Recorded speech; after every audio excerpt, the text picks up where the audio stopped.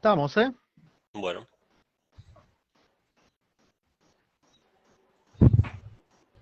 Adelante, Emma. ¿qué tal amigos? Bienvenidos a una nueva transmisión.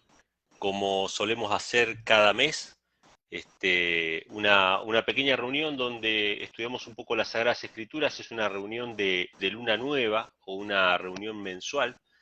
Como dice las Sagradas Escrituras en Isaías 66, que en la Tierra Nueva hemos de congregarnos cada semana y cada mes para adorar al Señor y bueno, humildemente debido a las distancias, debido a las restricciones, debido a muchas cuestiones, Internet se ha vuelto un espacio para compartir la palabra con muchas personas que ahora están solitas, que ahora quizás están esperando tener contacto con hermanos, poder escuchar algo de la palabra del Señor, alguna palabra de consuelo también, ¿por qué no? Y sentirnos acompañados. Así que bienvenidos a esta transmisión y sepan que pueden dejarnos sus mensajes en el chat.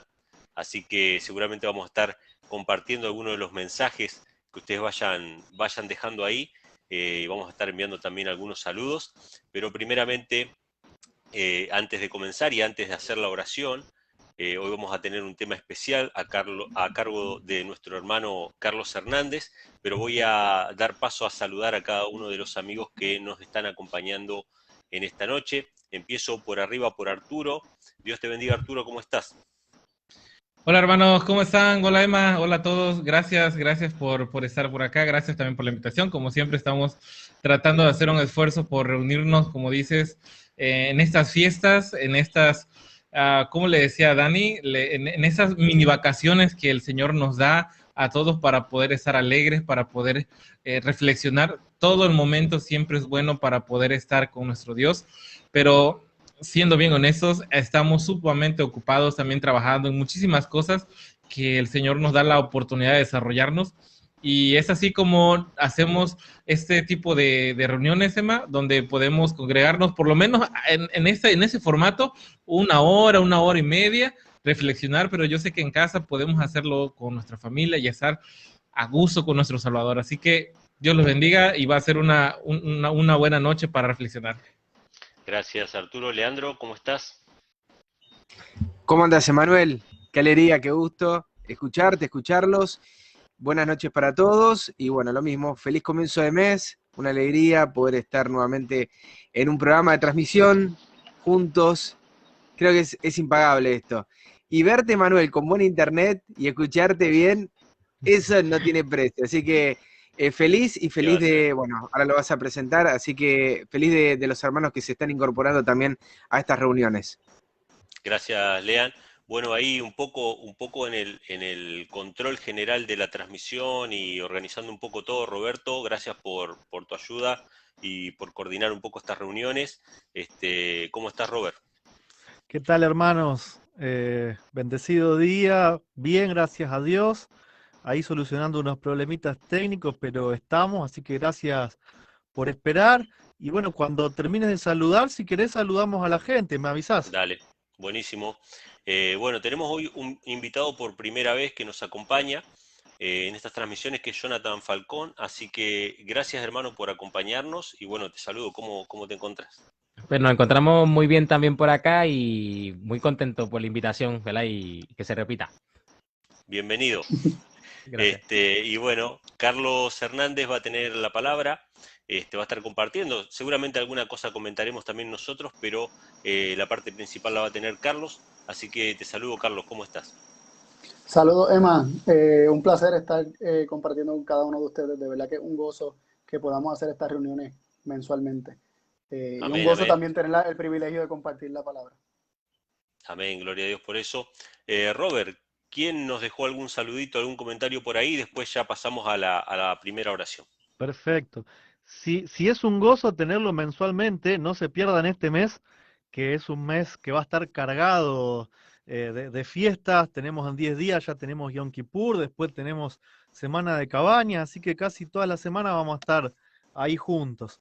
Bueno, saludo acá, por un lado tengo el Facebook, está la hermana Patricia de Córdoba, está María Luján, la mamá de Leandro. Leandro, que también saluda en el chat, lo saludamos doble a Leandro. Julie Carrero, Y después en YouTube tenemos a Rosy Morales, a Maritza López, la esposa de Emma, a Waldo, tenemos a Elías, también el hermano de Emma, a Santiago, a Noelia Gallegos, a Liliana, a Luz del Valle, a Víctor Cifuentes, a Juan Pablo. Tenemos también a Gustavo, a Camila, a María Méndez, a Edgar, mi hermano de San Juan. Así que bueno, gracias a todos por estar y esperemos que sea de bendición para ustedes también. Vayan dejando sus comentarios, que a veces, aunque no tengamos tiempo por ahí de leerlos, son bien recibidos y cada uno lo valora para sí, ¿no? Amén, amén. Gracias, gracias Robert. Hoy es un día de luna nueva especial, porque ahí lo decía Roberto, ¿no? Porque no solamente que es luna nueva, sino que es primero del séptimo mes. Así que estaríamos conmemorando la fiesta de las trompetas, de los anuncios, entre otras cosas, de la venida del Señor y de la preparación que debemos hacer cada uno de nosotros para ese gran día. Carlos va a estar compartiendo la palabra del Señor, pero antes vamos a hacer una pequeña oración. Le vamos a pedir a Jonathan que nos dirija en esta primera oración, y los que podamos nos ponemos de rodillas. Si pueden, ustedes en su casa nos acompañan, y si no, solamente en reverencia vamos a pedir la dirección de Dios. Claro.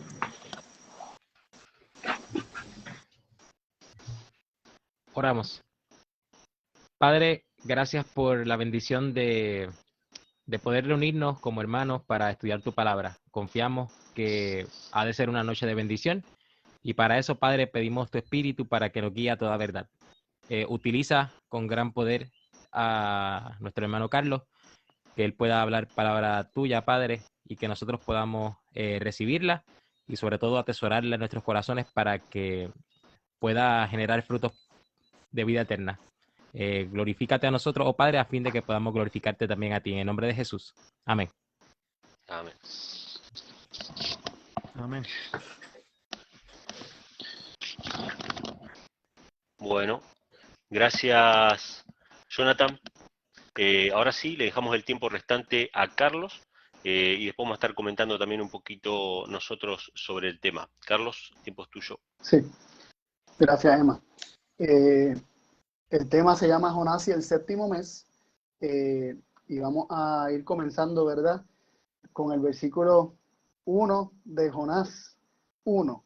Y les digo que esto es un estudio que, ¿verdad?, que resumimos para poder compartirlo por aquí, pero valdría la pena tener un buen rato para no sentarse y leer versículo a versículo para que todas estas cosas que vamos a estar compartiendo resulten más evidentes, ¿no? Pero vamos aquí a comenzar leyendo el primer versículo y nos dice: y fue palabra de Jehová a Jonás, hijo de Amitai, diciendo.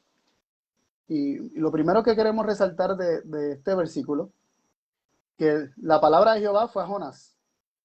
Y decimos, ¿verdad?, ¿quién es la palabra? Nos preguntamos, ¿quién es la palabra de Jehová? La palabra de Jehová es Cristo. Cristo fue quien le habló a Jonás. Cristo se acercó a Jonás. Él fue a Jonás. Y fue la palabra de Jehová a Jonás. Cristo se acercó a Jonás y le habló. Y quisiéramos entonces considerar de qué tiempo profético, más o menos, o de qué tiempo histórico fue cuando Jonás recibió este mensaje de parte de Cristo. Y quisiera entonces que fuéramos al próximo slide para que pudiéramos ver cuándo aproximadamente fue que Jonás sirvió como profeta. Así que, Roberto, si puedes cambiar al próximo slide de la presentación. La próxima. Ahí está, ok. Y ahí estamos leyendo en Segunda de Reyes 14, del 23 al 25, y dice así: el año 15 de Amasías, hijo de Joás, rey de Judá, comenzó a reinar Jeroboam, hijo de Joás, sobre Israel en Samaria, y reinó 41 años. E hizo lo malo en ojos de Jehová, y no se apartó de todos los pecados de Jeroboam, hijo de Nabat, el que hizo pecar a Israel. Él restituyó los términos de Israel desde la entrada de Amad hasta la mar de la llanura, conforme a la palabra de Jehová, Dios de Israel, la cual había él hablado por su siervo Jonás, hijo de Amitai, profeta que fue de Gad Hefer. Varios puntos interesantes aquí. Aquí se está hablando de Jeroboam II, un segundo Jeroboam que fue rey de Israel. Dice que hizo lo malo ante los ojos de Dios, como Jeroboam, ¿verdad? Hijo de Nabat, que fue el primer rey que tuvo el reino del norte. Pues él hizo lo malo ante los ojos de Dios porque él hizo que todo el pueblo se apartara de Dios, ¿verdad? El primer Jeroboam. Entonces este segundo Jeroboam le está siguiendo los pasos y dice que reinó 41 años. Y fue durante ese reinado de 41 años que dice que él restituyó los términos de Israel conforme a la palabra que Jehová Dios le había dado por medio del profeta Jonás, hijo de Amitai. Estamos hablando del mismo Jonás. El mismo Jonás que ¿verdad? Que profetizó a Nínive y que está el libro, ¿verdad? De los profetas menores, el libro de Jonás, ¿verdad? La profecía de Jonás y su historia. Él mismo le había profetizado o había hablado de parte de Dios a Jeroboam II durante su reinado. ¿Y cuándo fue el reinado de Jeroboam II? Fue aproximadamente desde el 786 antes de Cristo hasta el 746. Ahí hay 41 años. Parece que hay 40 nada más, ¿verdad? Pero recordemos el conteo inclusivo de los hebreos, donde el mismo año de ascensión cuenta como el primer año. Entonces ahí tenemos los 41 años de reinado. Desde el 786 hasta el 746. Ese fue el tiempo donde Jonás sirvió como profeta aproximadamente, ¿verdad? Tiene que haber sido en algún momento de eso, tal vez un poco antes, un poco después, pero cerca de ese tiempo es que Jonás está sirviendo como profeta. Y otro detalle que nos llama la atención es que Jonás era de Gad Hefer. Y esta ciudad es una ciudad que queda al oeste del mar de Galilea, casi exactamente entre el mar de Galilea y el mar Mediterráneo. O sea, si nosotros miramos en un mapa, ¿verdad? El mar de Galilea, la región de Galilea, está el mar de Galilea. Al oeste estaba esta ciudad casi en el mismo centro, entre el mismo medio del mar Mediterráneo y el mar de Galilea. Y me llama la atención que Jonás era un profeta que era de Galilea. Y recuerdo ¿verdad? Las palabras no sé si está en el próximo slide, si lo puedes pasar, Roberto. A ver si ese versículo está, no recuerdo si lo incluí en la presentación. Sí, ahí está. Jesús, ¿verdad? Después de que estuvo en la fiesta de los tabernáculos, que el capítulo 7 del libro de Juan nos relata lo que pasó. Los líderes religiosos estaban buscando deshacerse de Jesús. Y recordamos a Nicodemo diciéndole, pero ¿acaso nuestra ley juzga a alguien sin haberle escuchado primero? Y ellos le dijeron, escudriña y ve que de Galilea nunca se levantó profeta. Y ahí vemos cómo ellos estaban equivocados, o estaban torciéndolo a propósito para probar un punto, o estaban ignorando que habían profetas que venían de Galilea. Y no solamente Jonás, muy posiblemente Nahum también se cree que era de la región de Galilea. Pero Jonás está constatado que era de la región de Galilea. Así que y ahí hay un paralelismo, ¿verdad? Entre Jonás y Jesús, ¿verdad? Jesús dijo que se le daría dada señal como la del profeta Jonás.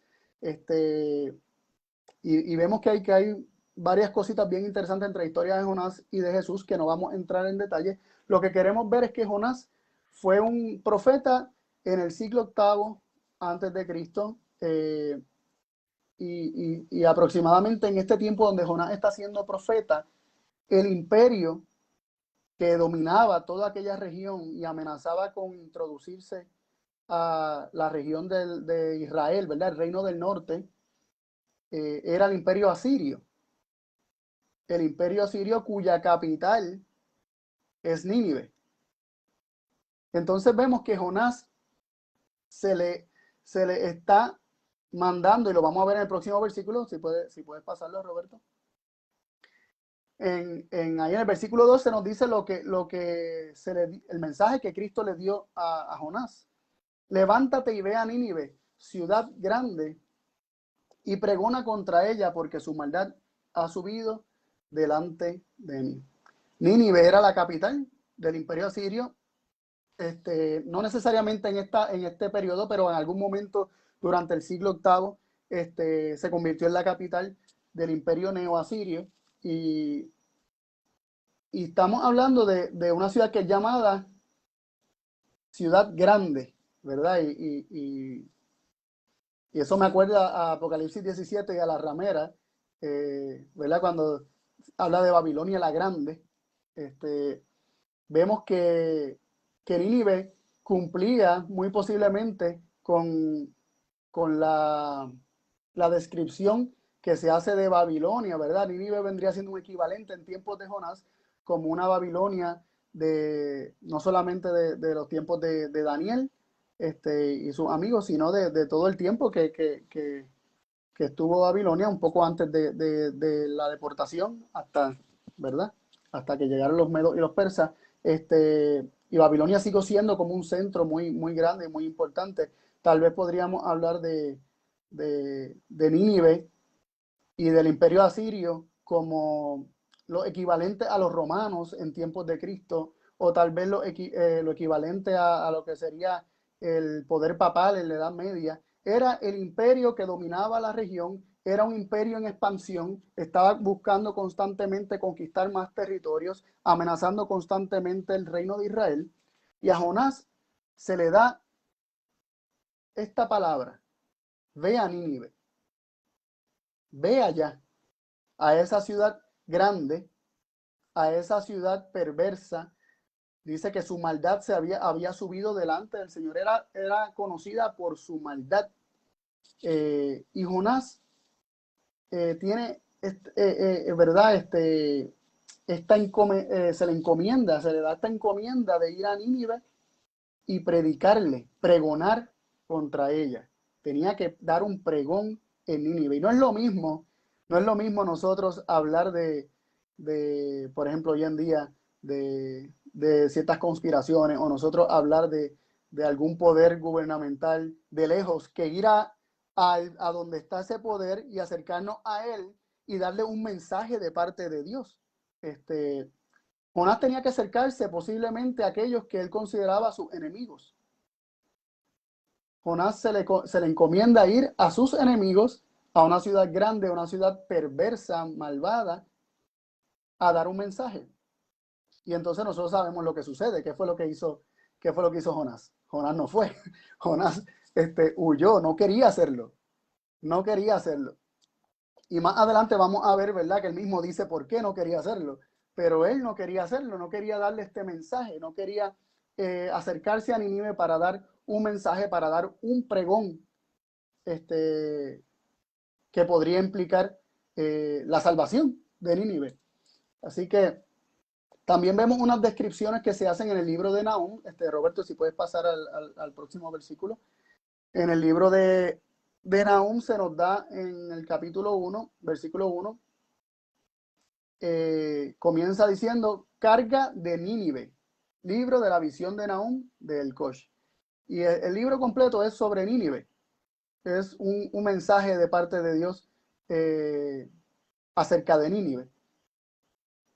Y el versículo 3, el capítulo 3, versículo 1, se dice lo siguiente de esta ciudad de Nínive: ay de la ciudad de sangres, toda llena de mentira y de rapiña, sin apartarse de ella el pillaje. Derramamiento de sangre, mentira, rapiña, pillaje. De esta forma la Biblia describe la ciudad de Nínive. Y no es un dato desconocido que los asirios fueran sangrientos o sanguinarios. Los asirios son conocidos históricamente por sus podríamos decir, castigos crueles, por sus torturas crueles. La crucifixión muy posiblemente sale de los asirios, el empalamiento viene de los asirios. Buscaban, digamos que utilizaban toda la inventiva y toda su imaginación para diseñar torturas cada vez más espantosas. De hecho, gran parte de las torturas medievales se inspiraron en gran medida de las torturas asirias. Así que en efecto, esto era una ciudad de sangre, una ciudad mentirosa, de rapiña, tal como lo dice el libro de Nahum. Llegó a ser capital oficialmente, y lo sabemos que ya para el tiempo de Sennacherib, esto era la capital, porque nos leemos en Isaías 37 lo siguiente. Vamos al próximo versículo. Entonces Sennacherib, rey de Asiria, partiéndose, se fue y volvióse e hizo su morada en Nínive. Así que estamos hablando aproximadamente para el 706 antes de Cristo, cuando esto ocurre. Ya Nínive, o sea, llevaba mucho tiempo Nínive siendo una ciudad grande, siendo una ciudad importante dentro del imperio asirio, pero aquí sabemos que de seguro se convirtió como en el centro de gobierno de los asirios. Y recordemos, ¿verdad? Esto fue el relato de cuando Sennacherib volvió cabizbajo después de que los 180,000 hombres suyos amanecieron muertos, y volvió a su tierra, y allá, ¿verdad? Murió en Nínive, que sus propios hijos lo mataron a Sennacherib. Y también queremos mencionar que Asiria, alrededor del 723 y el 721, destruyó a Israel. O sea, en el 723 la sitió, y entre el 722 y el 721 destruyó, y ocurrió una deportación, llevándose a un gran número de israelitas para Nínive. En efecto, o sea, para Nínive fue que se los llevaron. También vemos que en Segunda de Reyes 18 nos habla de este asunto. Vamos al próximo slide.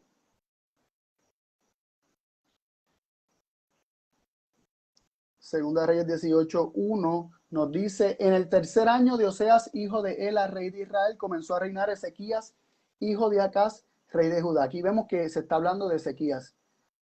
Y en el versículo 9 nos dice, del 9 al 12, nos dice lo siguiente: en el cuarto año del rey Ezequías, que era el año séptimo de Oseas, hijo de Ela, rey de Israel, subió Salmanasar, rey de los asirios, contra Samaria y cercóla, y tomáronla al cabo de 3 años, esto es, en el sexto año de Ezequías, el cual era el año nono de Oseas, rey de Israel, fue Samaria tomada.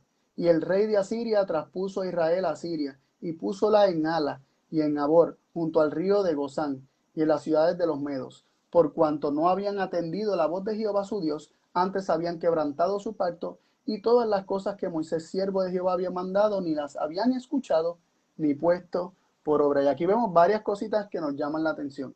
Lo primero es que, ¿verdad?, que es importante este sitio y esta toma de la ciudad, especialmente para considerar lo que es la profecía de los 2520 años, porque en el 723, que comienza los 2520 para el Reino del Norte, terminando en 1798, mientras que los 2520 años para Judá comienzan en el 677, terminando en 1844. Pero esto no es un estudio de eso, ¿verdad? Pero vale la pena mencionarlo. También nos llama la atención la razón por la que fueron tomados y llevados a Siria, específicamente a Nínive. ¿Por qué fueron tomados? Nos dice en el versículo 12: por cuanto no habían atendido la voz de Jehová su Dios.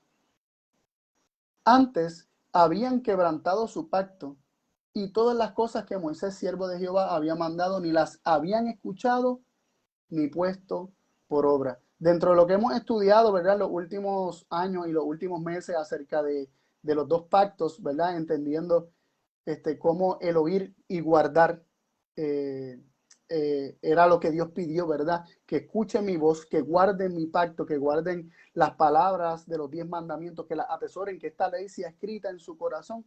Es interesante cómo se nos dice que ni las habían escuchado las palabras de Dios, ni puesto por obra. Y es que si no las escuchan, no las pueden poner por obra. Si no las reciben en primer lugar escritas en su corazón, jamás las van a poder poner por obra. Y nos llama la atención el hecho de que el pueblo de Israel es transportado, podríamos decir, la ciudad de Samaria es destruida, el reino del norte es destruido. ¿Por qué? Porque ellos no escucharon la voz de Dios. Porque quebrantaron su pacto, no escucharon, no guardaron. Pero Nínive, que era una ciudad sanguinaria, que era una ciudad malvada, muy conocida por sus torturas desmedidas, todavía no había sido destruida en estos tiempos. Y nos llama la atención que Nínive y Asiria, ¿verdad?, fueron instrumentos de castigo para el reino del norte. Y decimos, pero ¿acaso ellos no eran más malos que el mismo Israel? Y lo que pasa es que nos llama la atención, ¿verdad?, nuevamente, que la maldad de una persona está íntimamente relacionada con la responsabilidad y el conocimiento que tiene esa persona. Israel era más culpable que el mismo Nínive, porque Israel se le habían dado, como dice aquí, la voz de Jehová, se le había dado un montón de cosas que se les dio por medio de Moisés, pero ellos ni siquiera la habían querido escuchar. Ellos tenían una posición privilegiada y ellos no habían querido escuchar los mensajes de Dios. Y en ese sentido, Israel era más culpable que Nínive, porque Nínive no tenía el conocimiento que tenía Israel. De hecho, más adelante en el libro, Dios le dice a Jonás que Nínive no sabía ni distinguir entre su mano derecha y su mano izquierda. Ellos no tenían el conocimiento que tenía el pueblo de Israel. Y a esta Nínive que hizo todo esto, a Jonás se le manda a que les dé un mensaje. Y Jonás, no solamente previendo, porque él ve que Asiria se sigue expandiendo y Asiria está en amenazas de tomar Israel en sus tiempos, le tiene que dar un mensaje a aquellos que él sabe que han de destruir a su propia gente. Y yo no solamente como cristiano, sino como adventista, recuerdo mi experiencia. Desde niño se me enseñó que yo voy a ser perseguido. Y desde niño se me enseñó a ver tal vez no de forma directa, no se me enseñó directa, pero el mensaje se grabó así en mi mente. Se me enseñó a ver a aquellos que yo sé que me han de perseguir como mis enemigos. Y por alguna razón en mi mente ocurre una desvalorización o le resto valor a esos enemigos donde yo no siento como la necesidad de que ellos se salven, porque ellos son mis enemigos, porque no hay quien los cambie, porque ellos son así, punto, y lo que está planificado, ellos están planificando hacer, lo van a hacer en algún momento. Entonces yo quiero que nosotros, ¿verdad?, hagamos el ejercicio de ponernos en el lugar de Jonás y reflexionar cómo nos sentimos acerca de la responsabilidad de aún a nuestros enemigos, hablarles a ellos, ir a ellos y hablarles a ellos. A mí me confrontó mucho esta idea, ¿no? Porque lo primero que uno piensa es que no me van a hacer caso. Uno sigue por ahí pensando, estoy perdiendo el tiempo. No sirve de nada, Roma no va a cambiar. Pero los individuos pueden cambiar y las personas individualmente sí pueden cambiar, ¿no? Entonces, me identifico con Jonás precisamente por esa experiencia de saber que va a haber una persecución, saber que va a haber unas injusticias que uno podría decir que se van a cometer al pueblo de Dios, y aún así recibir el llamado a hablarle a esas personas que yo sé que eventualmente han de hacerle daño al pueblo de Dios. Y fui confrontado con esto, ¿no? Ahora, continuando con la historia, Jonás, ¿verdad?, se fue a Tarsis, o quería ir a Tarsis, no llegó a Tarsis, ¿verdad? Tuvo toda la experiencia en el mar, luego el pez. Y en el capítulo 3, después de su reflexión dentro del pez, se nos dice lo siguiente, en el próximo slide, por favor. Jonás 3, verso 1. Y fue palabra de Jehová segunda vez a Jonás, diciendo, o sea, por segunda ocasión, Jesús le habla a Jonás. ¿Y qué le dice en el versículo 2? Levántate y ve a Nínive, aquella gran ciudad, nuevamente, ciudad grande, aquella gran ciudad, y publica en ella el pregón que yo te diré. Así él le está diciendo, no van a ser tus palabras, yo te voy a decir qué decir, y vas a pregonar lo que yo te voy a decir que pregones. Y el versículo 4, si puedes pasar el slide por favor, Roberto. El versículo 4 leemos lo siguiente, de la de 4 al 10, saltándonos algunos, creo que solamente saltamos el 9.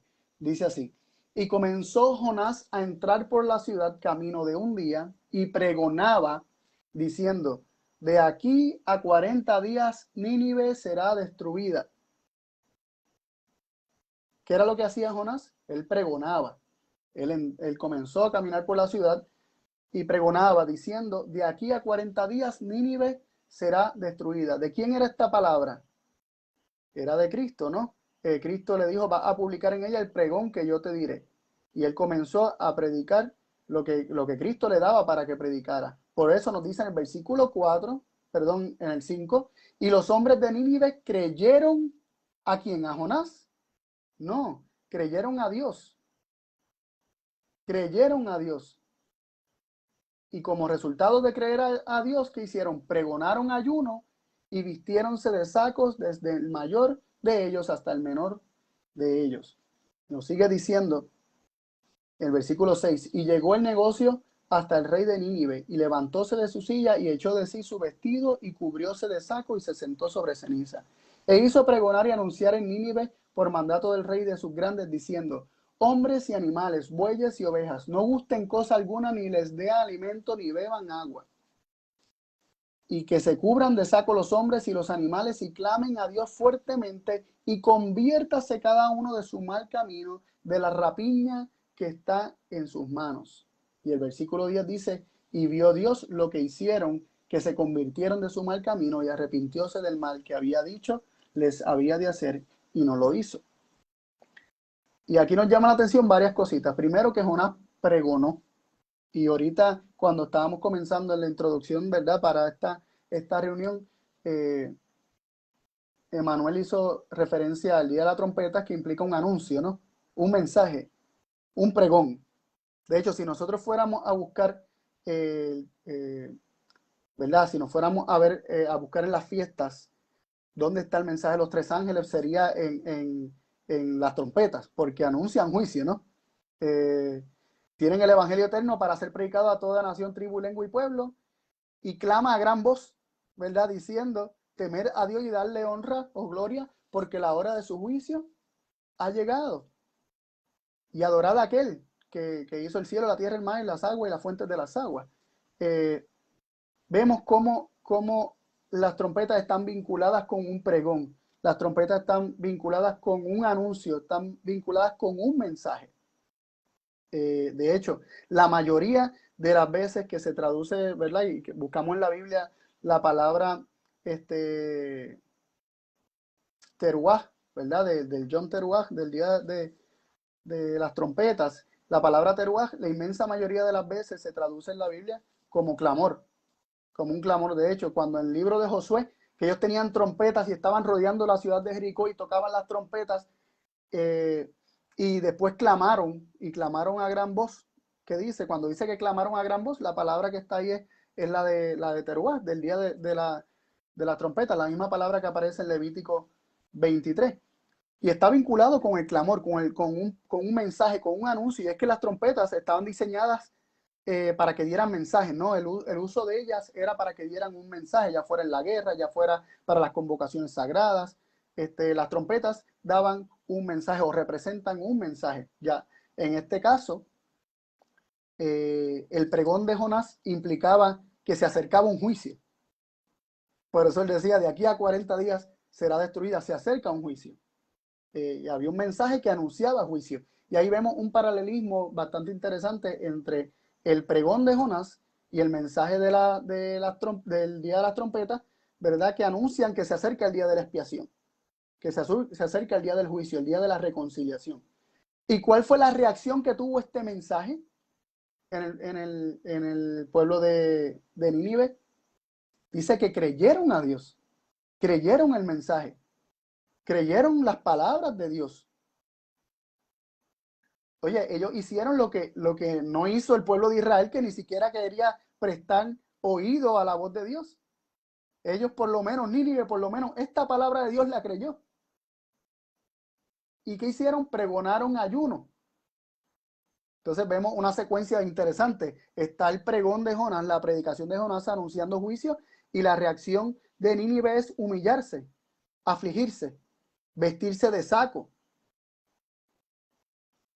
Y entonces ya vamos viendo algo bastante interesante en cuanto a la secuencia de las fiestas del séptimo mes, donde primero se da un mensaje, un anuncio de que se acerca el juicio, y luego llega el día del juicio y es un día de aflicción, ¿verdad? De afligirse, de afligir sus almas, un día de humillarse delante de Dios, un día de ayuno. Y fue precisamente lo que hicieron el pueblo. Y dice que hasta el rey, o sea, desde el más grande hasta el más pequeño, todos se humillaron. Y el rey también pregonó a todos los hombres de Nínive que se convirtieran de su mal camino. Están reconociendo su pecado. Están reconociendo que sus caminos son malos. Y dice de la rapiña que está en sus manos, concordando con, casi exactamente con las palabras que leímos en Nahum, donde se nos dice que era una ciudad de sangre, de rapiña, de pillaje. Y el rey mandó a que se arrepintieran, que se convirtieran, que cambiaran sus caminos, que reconocieran que estaban mal. Y dice que Dios lo vio, que se convirtieron de su mal camino. Entonces el arrepentimiento y el cambio en ellos fue real. Y por lo menos posiblemente ellos se arrepintieron de lo que conocían, ¿no? Que estaba mal, porque ellos no tenían todo el conocimiento de aquello que está incorrecto, pero por lo menos ellos tenían, ¿verdad? Podríamos hablar de la ley natural y la ley de Dios como una ley moral natural que los hombres y sus conciencias pues pueden saber, ¿verdad? Si dejándose llevar por el Espíritu Santo, convenciéndolos de lo que está mal, pues se dieron cuenta de que muchas cosas de las que estaban haciendo estaban mal y se convirtieron de su mal camino. ¿Verdad? Y nos llama mucho la atención cómo hasta ahora vamos viendo esa secuencia de trompetas y expiación. Luego Jonás se molestó cuando Dios los perdonó, cuando Dios no los destruyó y dijo que vio que se habían arrepentido y desistió de destruirlos. Jonás se enojó mucho. Se enojó muchísimo porque Dios no los destruyó. Y de hecho todavía tenía esperanzas de que los destruyera. Pero en su queja, en el versículo 2 de Jonás capítulo 4, si puedes pasar al próximo slide, Roberto.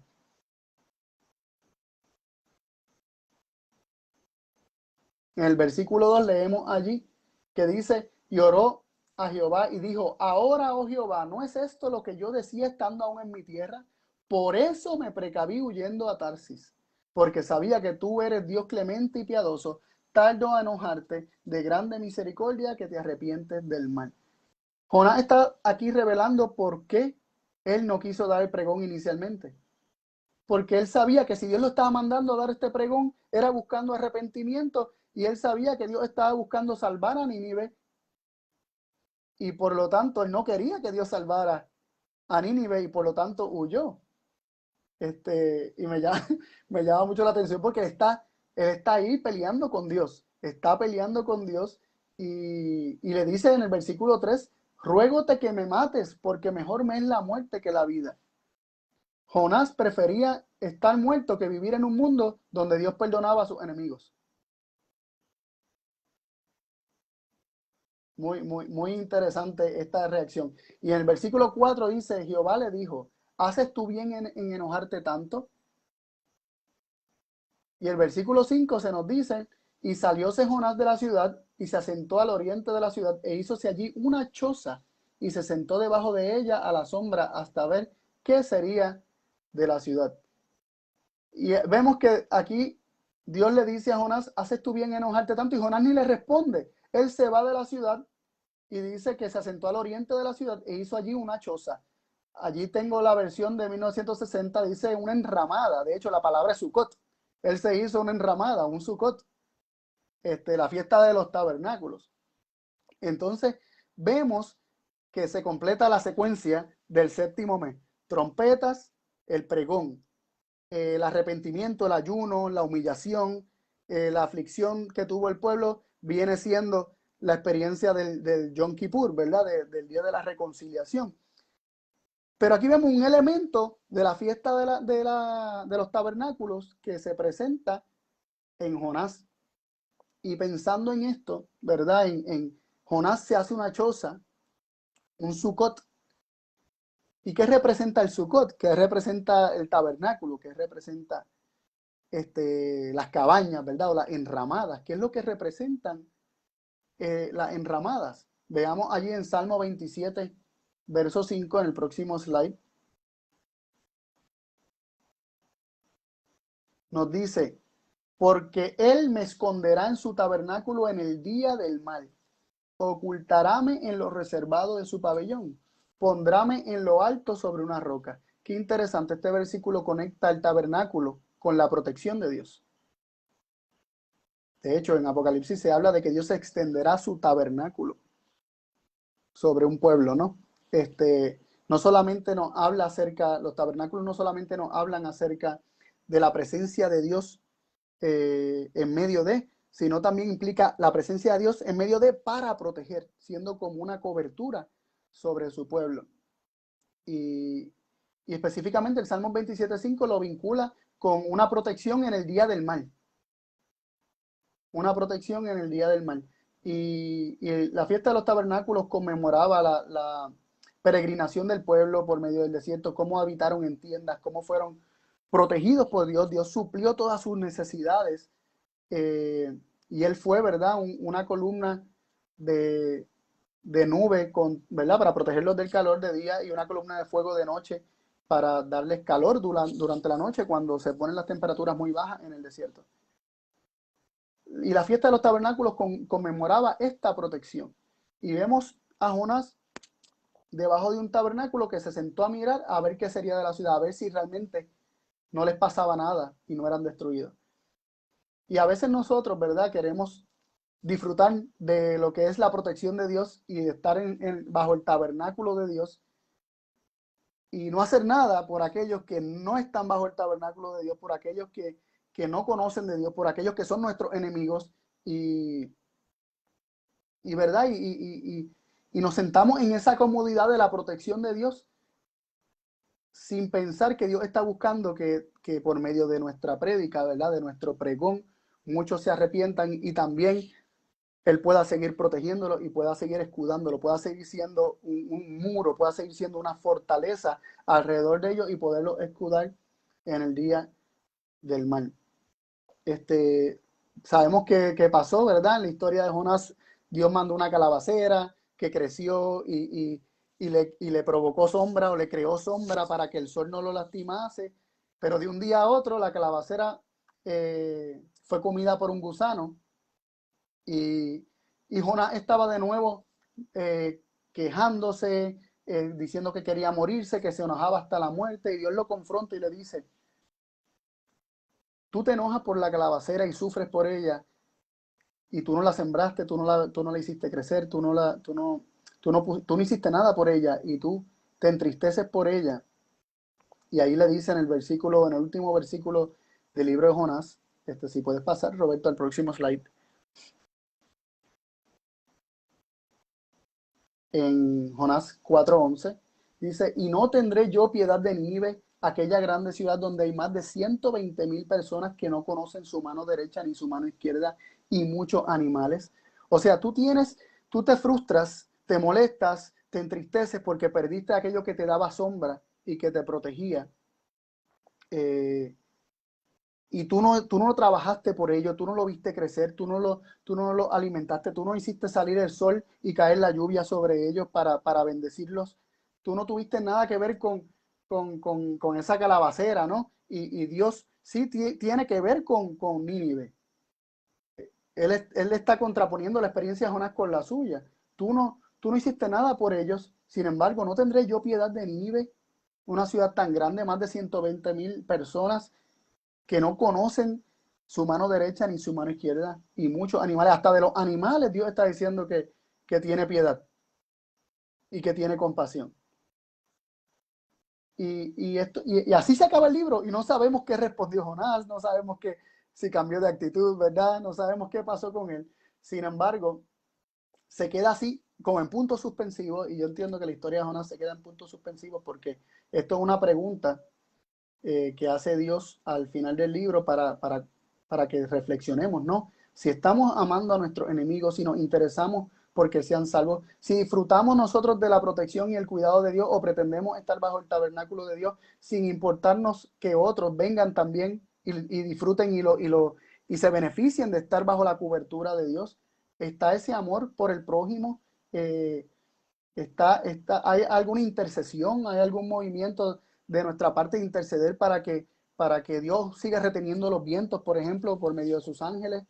¿Hay algún movimiento de nuestra parte en esa dirección? Jesús precisamente nos enseñó a amar a nuestros enemigos y hacer bien a aquellos que nos hacen mal, a orar por ellos. Y todo cristiano que se ha sentido salvado y rescatado, reconocerá cuánto gozo traería al Padre que más hijos puedan también ser rescatados y salvados. Me viene a la mente la parábola del hijo pródigo, ¿no? El hermano mayor que permaneció en la casa, ¿verdad? Y no estoy diciendo que haya un vínculo con la fiesta de los tabernáculos, ¿verdad? Pero permaneció en la casa, en la protección y la seguridad del hogar, permaneció allí, viendo a su padre sufrir, mientras su hermano se daba la mala vida y ese hermano mayor nunca le dio con salir de allí a buscar a su hermano para traer gozo y alegría de vuelta a su padre. Y nosotros vamos a ser como, ¿verdad? Como Jonás, o vamos a ser de aquellos que dan un pregón, ¿verdad? Del evangelio eterno con el propósito de que el mundo se convierta, de que también disfruten de la protección que hemos de experimentar nosotros, que hemos conocido a Dios y que no nos han de tocar las plagas, ni peste, ni nada de eso. Dice que tocará nuestra morada y las 7 plagas postreras solamente tocarán a los que tienen la marca de la bestia, ¿verdad? Y nosotros vamos a disfrutar de toda esa protección de Dios en medio de ese momento histórico, sin importarnos los demás, o estamos haciendo lo que se supone que hagamos, estamos predicando con el deseo de que se salven y de que muchos se arrepientan y que pasen por esa reconciliación que los haga cobijarse bajo el tabernáculo y protección de Dios. Es mi deseo, ¿verdad?, que reflexionemos al respecto y que nuestra motivación sea siempre una genuina, ¿no? Que no sea como salvación por obras. Tengo que predicar porque si no me pierdo, sino que sea, quiero predicar porque realmente quiero compartir la salvación que yo he experimentado con otros y quiero que otros también sean salvos para traer más hermanos a casa. Así que nada, hasta aquí mi parte. Dios les bendiga mucho y gracias por su tiempo. Gracias, Carlos. La verdad que una bendición el tema. Meditaba un poco mientras te escuchaba en la proclamación del mensaje de Apocalipsis 18, ¿no? Del cuarto ángel, del llamado al pueblo de Dios que aún está en Babilonia, ¿no? Que es un mensaje que va dirigido directamente a la capital del imperio, ¿no? Que es Roma, ¿no? En la actualidad. Y ese llamado es un llamado amoroso a salir de Babilonia, a salir de la idolatría, al arrepentimiento, ¿no? Como Jonás lo proclamó. Y bueno, gloria a Dios por este mensaje que nos ayuda a mirar al costado, ¿no? A cuánta gente que hoy está sumida en la idolatría, que está sumida en diferentes cuestiones, ¿no? Que no pueden satisfacer el alma de esa necesidad, ¿no? De salvación, porque toda religión falsa que está basada en obras deja ese sinsabor, ¿no? Después de practicarse, de no satisfacer la verdadera necesidad. En la época de Cristo, según dice el desierto de las gentes, cuando Cristo estaba por venir al mundo, Elena G. White dice en los primeros capítulos del Deseado que el mundo estaba hastiado de la religión falsa, que el mundo estaba maduro para recibir a un Salvador. A tal punto fue esto así, que estos sabios de Oriente buscaron al Salvador prometido, ¿no? Estos paganos de unas naciones paganas fueron los que le dieron la bienvenida al Salvador, más que su propia nación. Así que probablemente justo antes de la segunda venida de Cristo, en nuestros propios días, veamos este arraigamiento también entre todos aquellos que hoy quizá los consideramos como paganos, pero que en realidad están sedientos de ese verdadero mensaje. Bueno, espero que los demás ya hayan pensado qué es lo que van a decir, porque esto va a dedocracia, es decir, que los voy así los mando, y le vamos a dar la bienvenida especial a Jonathan. Así que, Jonathan, escuchamos tu comentario y después seguimos con Arturo. Gracias, Emma. Mencionaste Apocalipsis 18 y recuerdo que comienza el capítulo diciendo que la tierra ha de ser alumbrada por la gloria de Dios de manera abundante, ¿no? Y pensando en este principio, reflexionaba como muchas veces yo y quizás muchos de ustedes se sientan identificados, he pecado asumiendo el juicio de los demás y he pecado pensando, y yo sé que no es el caso de Jonás, ¿verdad? Ahora viendo la historia desde esta perspectiva, pero reflexionaba cuántas veces de mi perspectiva he juzgado mal a las personas y pienso que no debo predicar a X o a Y personas o pregonar a estas personas porque pues ya ellos están perdidos en su idea y no hay forma de alcanzarlo. Pero hay que tener mucho cuidado, ¿no? La tierra ha de ser alumbrada con la gloria. Esta es una promesa divina y no está limitada a nadie, y mucho menos por nuestros prejuicios con relación a las personas. Y en segundo lugar, ahora viéndome, podría decir en la vida de Jonás, en el camino, muchas veces uno tiene momentos en los cuales personas están en contra de la palabra o en contra de tu idea y hasta te llaman hereje, ¿no?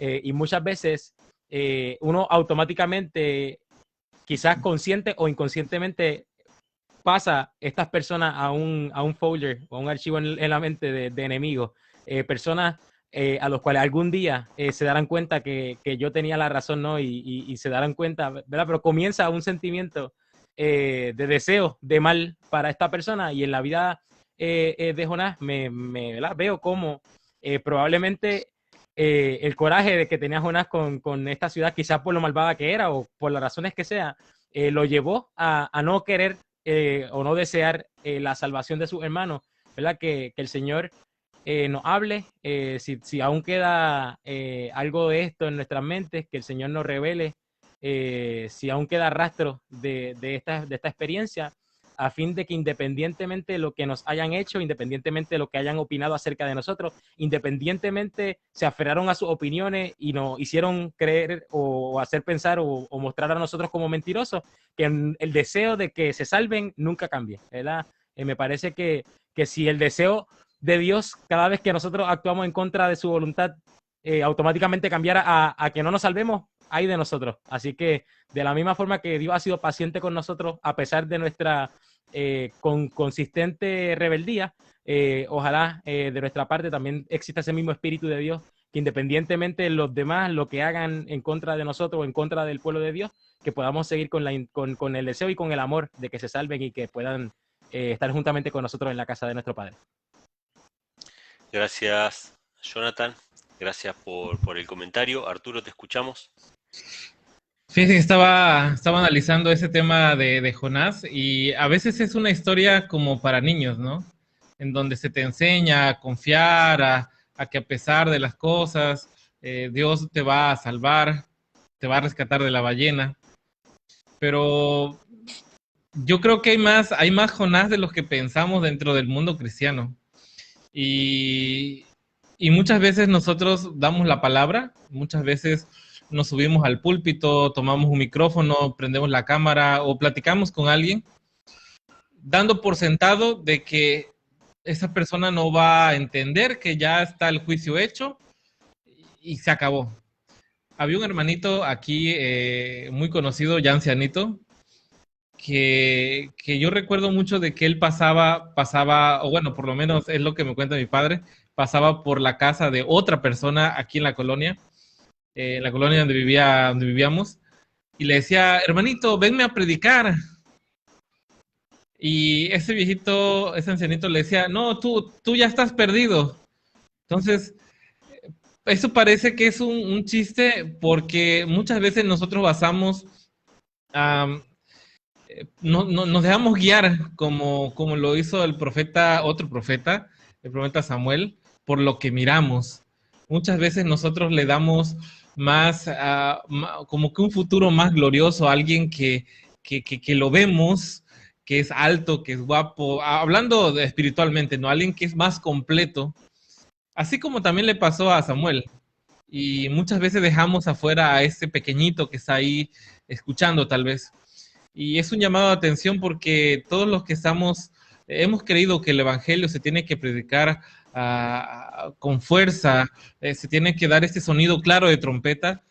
A veces ya juzgamos desde antes y destinamos el mensaje a un sector de la población cuando somos llamados, muchas veces lo digo, somos llamados no a estar convenciendo a nadie, somos llamados a estar dando la palabra. El que va a hacer la convicción es el Espíritu.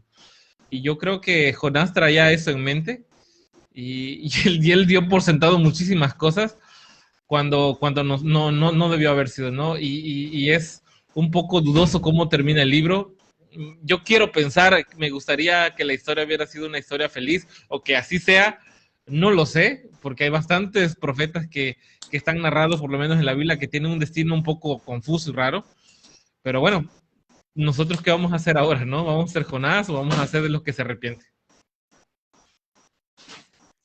Amén. Muchas gracias, Arturo, por el comentario. Yo creo, esto es una impresión personal que tengo, ¿no? Que Jonás entendió la lección, que Jonás aprendió y que todo fue bien, ¿no? Así que bueno, esa es la esperanza de ver a Jonás en la tierra nueva. Leandro y después por último Roberto, así que Leandro, te escuchamos.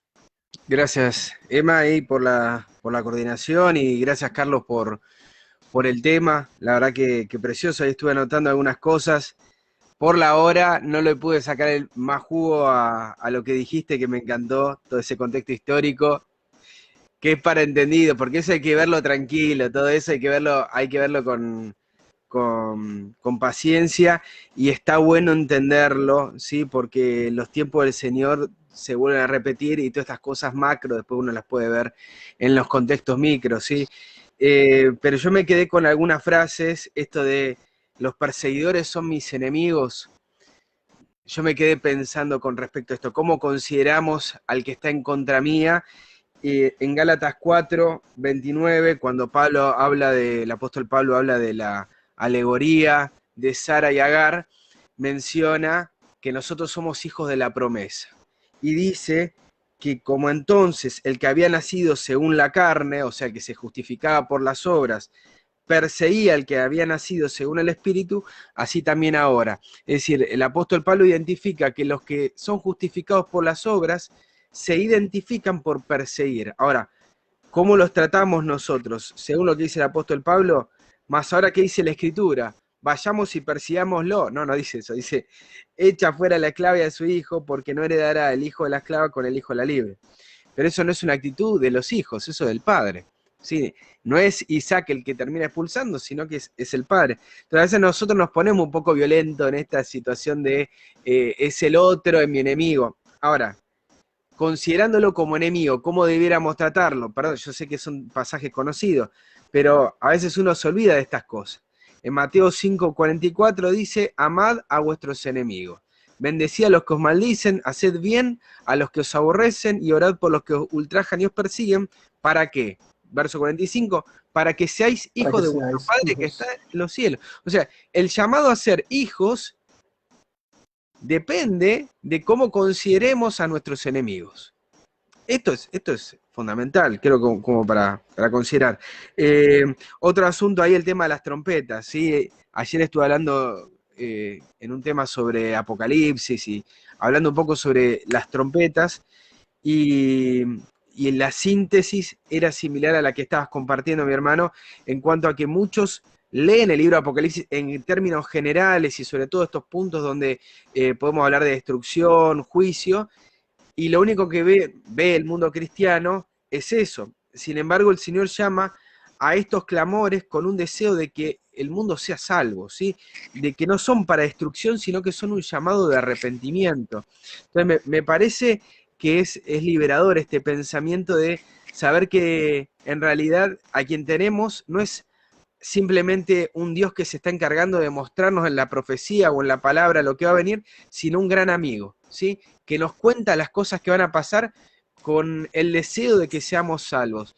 Y solamente para mencionar algunas citas, mientras estabas hablando del tema, estaba buscando a ver qué decía la sierva con respecto a este tema, y me gustó una que está en Profetas y Reyes, página 198, donde dice que Nínive no estaba completamente entregada al mal, y que Dios percibió que en aquella ciudad muchos procuraban algo mejor y superior, y que si se les concedía la oportunidad de conocer al Dios viviente, renunciarían a sus malas acciones y le adorarían. ¿Sí? Esto de Dios ve el corazón, Dios ve más allá que lo que vos ves.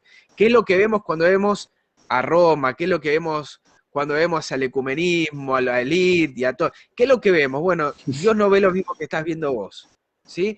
Pero ¿qué pasó con Jonás? Leo una frase que está en la página 199, dice, él se olvidó por el momento de que el Dios a quien servía era omnisciente y omnipotente, que es el mismo problema que le ocurrió a Job, ¿sí? De saber que Dios está por encima de nosotros, que ve por encima de lo que nosotros estamos viendo con nuestros ojos, y a veces nos hacemos mala sangre por el enemigo, por nuestros problemas, por nuestras dificultades, y no caemos a cuenta de que el único gran asunto es de conocer a Dios, de que es ese Dios que nos cuida, que nos protege, tanto a nosotros como a ellos, que hace salir el sol sobre justos y sobre injustos, ¿sí? Como para bajar unos cuantos cambios esta historia en estos tiempos y empezar a considerar a Dios y a conocerlo, no de forma intelectual, sino tener esa experiencia que nos permita pasar por estos tiempos. Gracias, Leandro. Pensaba también, ¿no? Mientras vos decías que y lo dijo Carlos en la charla, cómo el rey de Asiria y el rey de Babilonia fueron usados como instrumentos en las manos de Dios. De hecho, se lo llama a Nabucodonosor mi siervo, se lo llama a Ciro mi siervo. Y eso nos ayuda también a nosotros a reconocer a Dios como el Padre de toda la humanidad. Más allá de que toda la humanidad obviamente no le reconozca como Padre. Pero Dios sí ve a toda la humanidad como sus hijos. Y eso a veces nos ponemos en el hijo mayor del hijo pródigo, ¿no? Robert, tu comentario, y después, si vos querés comentar, si hay algunos comentarios de los hermanos también, el tiempo es tuyo. Bueno, no, los hermanos todos saludando, deseando bendiciones y bueno, muchas buenas reseñas y opiniones y las personas agradecidas, especialmente a Carlos con el mensaje, así que bueno, impactó en los corazones y Gloria a en Dios. en mí también, así que gracias Carlos. Rescaté una Gloria a lección Dios. para mí, ¿no? Y esa lección es que más allá de que por ahí uno tiene, bueno, ustedes también, ¿no? Algún rinconcito en la web donde todos los días vamos compartiendo material, a veces eso se puede volver como una costumbre, ¿no? Lo hago porque lo tengo que hacer. Y, y generalmente acá los que estamos presentes tenemos verdades impopulares. No tenemos 50.000 personas que nos miran y que aceptan lo que estamos predicando. Generalmente vamos repartiendo flores y recibimos piedras, tanto con el Dios verdadero y especialmente con el tema de las fiestas o la ley de Moisés dentro del pacto eterno, ¿no? Uno recibe piedras, entonces por ahí se acostumbra o se pone cómodo compartiendo siempre en ese mismo lugarcito donde siempre están las mismas personas y por ahí podemos llegar a correr el riesgo de, de ponernos como egoístas. Yo lo veo o lo vi, ¿no? Hoy con el tema de la fiesta, ¿no? Bueno, la fiesta de las trompetas es para mí. Yo estoy contento de estar acá. La trompeta es un pregón para mí, para que estos 10 días que son míos, yo me pueda preparar para llegar a mi juicio y poder estar yo bien con Dios y mis cosas arregladas, y que cuando eso pase yo pueda celebrar Cabañas, ¿no? Y en realidad lo que tú has dejado claro es que si bien eso no está mal, pero no debe ser lo único, porque si no termina siendo egoísta, ¿no? La trompeta es para hacerla sonar en un lugar donde todos la puedan escuchar, no es para ahogarla solamente en mi casa, en mi habitación. La trompeta es para hacerla sonar. El juicio, que es una de las doctrinas fundamentales que nosotros profesamos, tiene que estar a la vista de la gente, y especialmente también las cabañas, ¿no? Porque la trompeta anuncia juicio, y al día siguiente, como Jonás, después de ver que Dios perdonó, estamos en las enramadas que simbolizan la segunda venida, y ahí tenemos la otra de las doctrinas fundamentales que nosotros predicamos, ¿no? Por lo tanto, todo eso no puede quedar para nosotros y no puede quedar siempre en el mismo entorno, ¿no? Tenemos que empezar a buscar a todas esas personas que, como vos decías, tal vez en alguna época de la vida vimos como enemigos, y como Jonás decir, no, ¿para qué le voy a predicar si es el que me va a perseguir? Todo lo contrario, ¿no? Deberíamos tener ese espíritu de aunque sepamos que la gran mayoría nos va a devolver piedras cuando nosotros llevamos flores, pero quizás esos pocos o muchos, no lo sabemos, eso ya queda en Dios, ¿no? Pero que algún día podamos estar todos juntos con esas personas a las que le hicimos llegar el sonido de la trompeta, ¿no es cierto? Con estos temas fundamentales, y siempre hay una cita que a mí me encanta, que hasta me hace llorar a veces cuando la leo, a pesar de leerla muchas veces, que dice que en el cielo, eh, yo imagino el contexto, ¿no? Quizá ese primer contexto de primer día, cuando recibamos la corona y demás, que por ahí se te va a acercar gente, te va a tocar el hombro, y vos decís, pero ¿y este quién es? Y el hermano te va a decir, mirá, vos no me conocés, pero yo vi tu video, y yo recibí el sonido de la trompeta que hiciste sonar, y gracias a eso yo pude prepararme para el juicio, pude disfrutar de las cabañas, de ese hermoso viaje al cielo que dura 7 días, y gracias a ese trabajo estoy acá.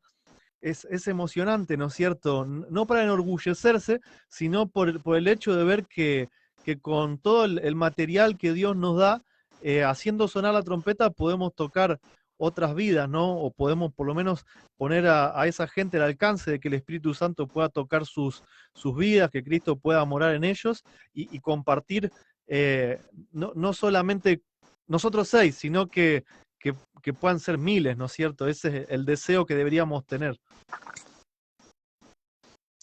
Amén. Gracias, Robert, por el comentario. Carlos, ¿alguna pequeña reflexión más que te quedó ahí en el tintero? Dos cositas que me vinieron a la mente mientras ustedes hablaban. Qué sorpresa, ¿verdad? Se va a llevar algún judío que sufrió la destrucción de Jerusalén por manos de Nabucodonosor cuando llega al cielo, si entró al cielo, ¿verdad? Si llega al cielo y se encuentra con Nabucodonosor en el cielo. Porque es muy posible que Nabucodonosor llegue al cielo. Él reconoció al Dios verdadero, ¿no? Entonces, aquellas personas que podemos marcar de inalcanzables por la palabra, pueden ser tocados y transformados. Y otro punto que iba a mencionar es, y ya más en base a nuestra responsabilidad, Nínive fue destruida 110 años aproximadamente después de Samaria. 110 años después de Samaria. Los israelitas eran más culpables, aquellos que se creían justos, aquellos que se consideraban las víctimas, aquellos que fueron oprimidos por Asiria, eran menos justos que Nínive, porque Dios pudo seguir protegiendo a Nínive por más tiempo y preservándolo antes de entregarlo en manos de Nabopolassar, por ejemplo, que era el padre de Nabucodonosor, que en el 612 destruyó el imperio asirio, ¿verdad? Y destruyó a Nínive. Así que tengamos cuidado, porque las cosas no necesariamente son como se ven en el exterior, y tenemos una responsabilidad muy grande. Si si hemos sido llamados Israel, es para alcanzar a otros.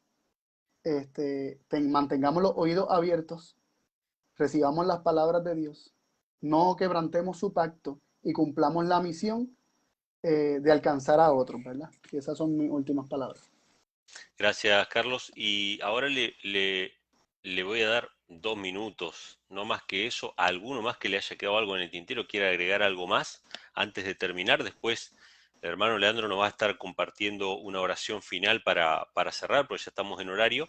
Pero si alguien quiere agregar alguna cosita más, sí, Jonathan. Ya que me diste la oportunidad, recordaba mientras escuchaba a Roberto y a Carlos, yo pues he trabajado por cuenta propia por varios años y recuerdo que los clientes más fieles que he creado en este tiempo han sido aquellos que he tenido problemas con ellos, y dentro de los problemas hemos tenido una buena respuesta en medio del problema.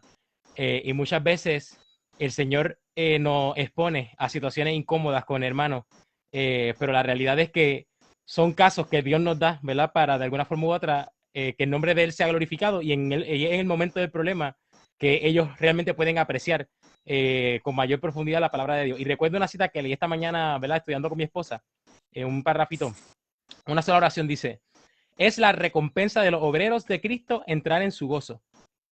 Ese gozo que Cristo mismo espera con ansias se presenta en el pedido que hace a su Padre: aquellos que me has dado, quiero que donde yo estoy, también ellos estén conmigo. Y los que nos dio Dios no es solamente aquellos que nos tratan bien.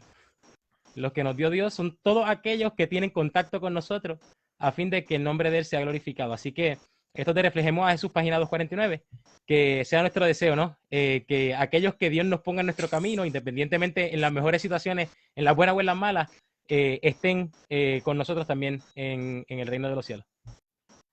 Amén. Gracias, Jonathan. Robert, ¿te quedó algo?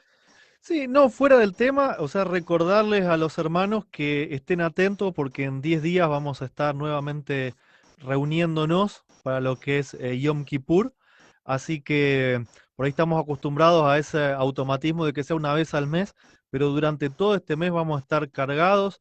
En 10 días viene Yom Kippur, luego Cabañas, así que estén atentos a las distintas redes, pueden ser las redes personales de los hermanos que ven acá o los distintos ministerios, Infonom, Verdad Presente, Evangelio Restaurado, que te conozcan, Séptimo Milenio, que estén atentos para que podamos compartir, ¿no? Vamos a tratar de mandar invitación quizás con un poquito más de tiempo, así ustedes también pueden llevarlo a su entorno.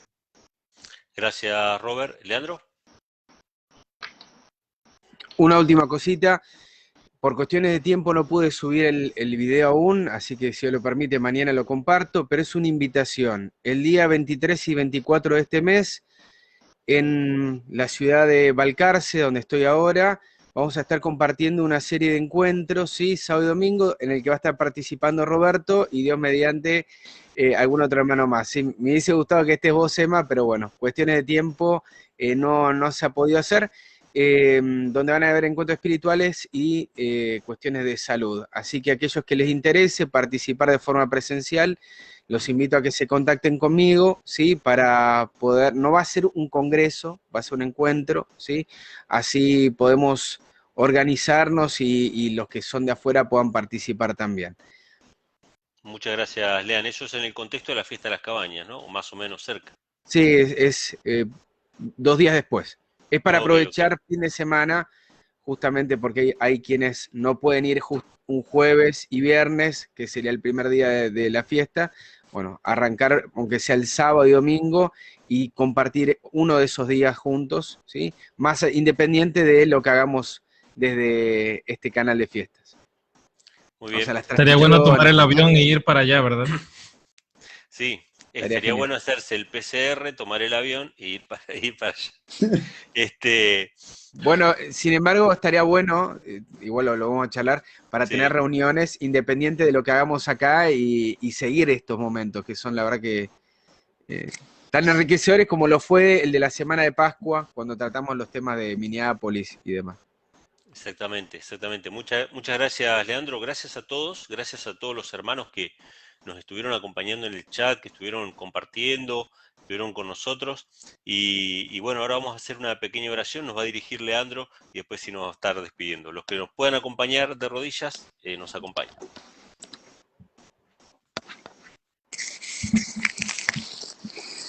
Bueno, oremos. Querido buen Dios que moras en los cielos, pero que por medio de tu Espíritu, por medio de tu Hijo, te haces presente en esta reunión, en cada uno de nuestros corazones. Padre, nos postramos delante de tu presencia para clamar por esta promesa, para que tú nos des un corazón que sea apto, Señor, para entender y para ver las cosas como vos las ves y no como las vemos nosotros, para poder tener ese amor por los que nos persiguen, ese deseo por llevar el mensaje fuera de nuestra zona de confort.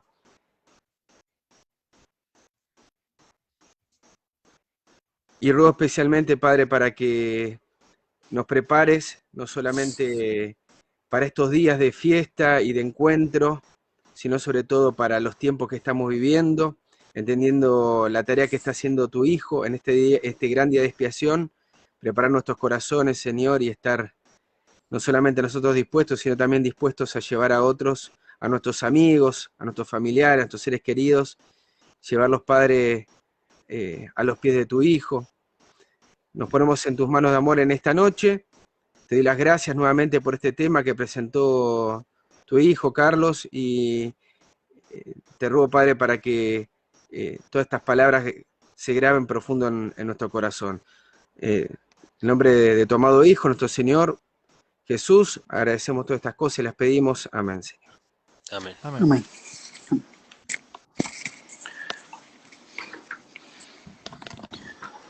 Bueno, gente, Dios les bendiga, que tengan buena noche, que Dios les acompañe. Igualmente, Bueno, Dios los bendiga. nos Abrazo encontramos en grande. 10 días.